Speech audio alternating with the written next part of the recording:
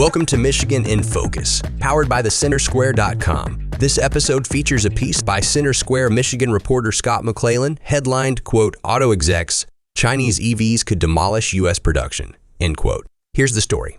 Detroit placed the U.S. on wheels, but if Motor City wants to go electric, it faces fierce global competition. Chinese electric vehicle maker BYD outsold Tesla in the fourth quarter of 2023. The foreign automaker said it produced more than 3 million new energy vehicles in 2023, compared to Tesla's 1.8 million. The Wall Street Journal reported BYD wants to build a factory in Mexico to avoid high tariffs and gain a foothold near the United States market. If successful, BYD would likely provide a much cheaper EV than domestic-made ones, costing around $65,000. Tesla CEO Elon Musk said during Tesla's January earnings call, quote, "If there are not trade barriers established, they will pretty much demolish most other car companies in the world," end quote. Stellantis CEO Carlos Tavares told reporters China is, quote, "possibly the biggest risk that companies like Tesla and ourselves are facing right now. We have to work very, very hard to make sure that we bring out consumers better offerings than the Chinese," end quote. Stellantis, one of the big three Detroit automakers, owns Jeep, Dodge, and Chrysler, among other brands.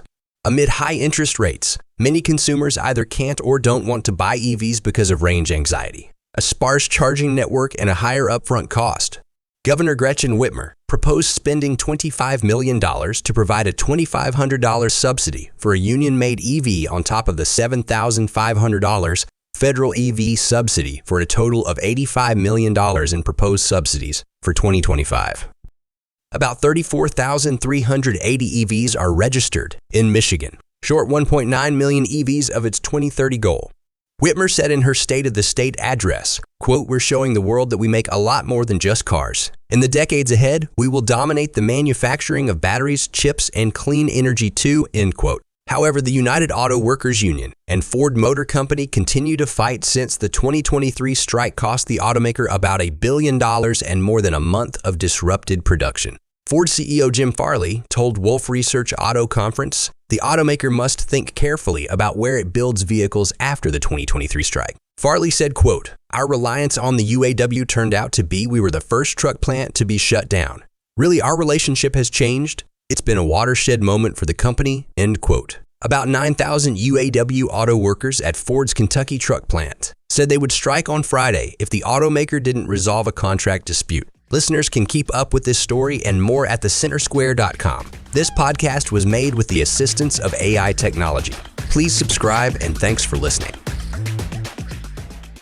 Like to stay informed on the go? Audible has an ever-growing selection of audiobooks at your fingertips. Whether it's that classic you've been meaning to get to or the new release you've been waiting for, follow the link in our show description to get 30 days of Audible free.